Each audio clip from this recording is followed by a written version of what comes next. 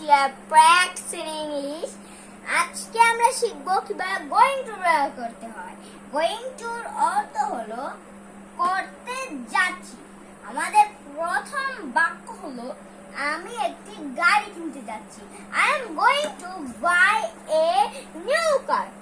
2 নম্বর প্রশ্ন হলো আমি একটি চাকরি পেতে যাচ্ছি। I am going to get a new job. আমি একটি নতুন চাকরি পেতে যাচ্ছি। 3 নম্বর হলো আমি একটি নতুন দোকান খুলতে যাচ্ছি। I am going to open a new shop. 4 নম্বর হলো আমি একটি নতুন ভিডিও বানাতে যাচ্ছি। I am going to make a new video. 5 নম্বর হলো আমি সাক্ষাৎকার দিতে যাচ্ছি। I am going to interview. 6 নম্বর হলো আমি